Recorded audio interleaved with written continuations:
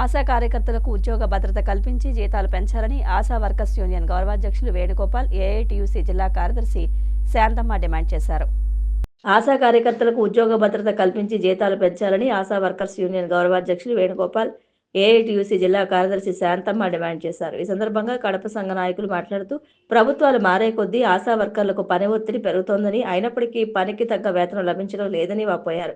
జగన్మోహన్ రెడ్డి ప్రభుత్వంలో ఎన్నో పోరాటాలు, ర్యాలీలు, ధర్నాలు చేస్తే 10,000 రూపాయల జీతం పెంచుతామని మోసం చేశారని అన్నారు. నూతనంగా ఏర్పడిన ప్రభుత్వం కూడా తమను పట్టించుకోకుండా గాలికి వదిలేస్తోందని, ఇప్పటికైనా తమకు న్యాయం చేయాలని కోరారు.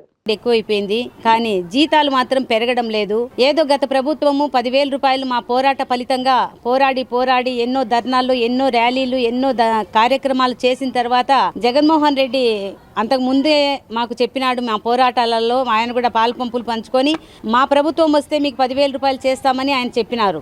అన్ని జిల్లాల వారీగా మంగళగిరి పార్టీ ఆఫీస్ దగ్గర పోయినప్పుడు మాతో మాట్లాడి మా డిమాండ్స్ అన్ని అప్పుడు ఒప్పుకున్నారు. మరి వాషింగ్ అలవెల్స్ అయినటువంటి యూనిఫామ్స్ ఇస్తాము, అదేవిధంగా సెలవులు కూడా ఇస్తాము, మరి మీకు పిఎఫ్ ఈఎస్ఐ సౌకర్యం కూడా కల్పిస్తాము. కానీ జీతాల పరంగా అయితే మేము కేంద్రంతో మాట్లాడి అది కూడా మీకు వెంటనే మేము అధికార పరంగా మేము తెలియజేస్తామని కూడా ఆ రోజు మాకు వాగ్దానాలు చేసినారు. మమ్మల్ని చూసి మాకు 26,000 రూపాయలు చేసి మమ్మల్ని ఆదుకోవాలని కోరుకుంటున్నాం. ఆశా వర్కర్స్ యూనియన్ దేశవ్యాప్తంగా అన్ని ప్రాథమిక ఆరోగ్య కేంద్రాల్లో నిరసన కార్యక్రమాన్ని పాటించి మెడికల్ ఆఫీసర్లకు వినతి పత్రాలు ఇవ్వాలని పిలుపు ఇవ్వడం జరిగింది. అందులో భాగంగా కడప నగరం మోచంపేటలో ఉన్నటువంటి ప్రాథమిక ఆరోగ్య కేంద్రంలో ఈ నిరసన కార్యక్రమాన్ని చేపట్టడం జరిగింది.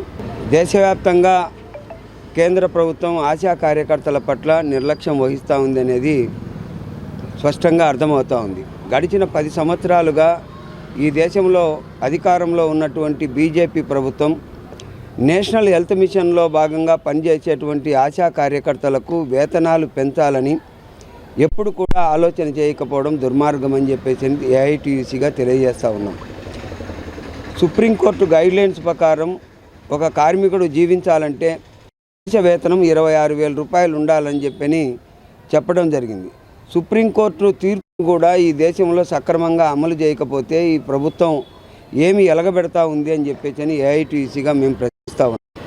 ఆశా కార్యకర్తలకు కనీస వేతనం 26,000 ఇవ్వాలి, మెడికల్ ఉద్యోగులుగా గుర్తించి వాళ్ళకి పర్మనెంట్ చేయాలని, ఉద్యోగానికి భద్రత కల్పించాలని, అలాగే రిటైర్మెంట్ బెనిఫిట్స్, పెన్షను, సెలవులు, మెటర్నిటీ సెలవులు ఇవ్వాలని చెప్పని అనేక సంవత్సరాలుగా పోరాటం చేస్తున్న కేంద్ర రాష్ట్ర ప్రభుత్వాల్లో ఏమాత్రం స్పందన రాకపోవడంతో ఈ దేశవ్యాప్త ఆందోళనకు శ్రీకారం చుట్టడం జరిగింది.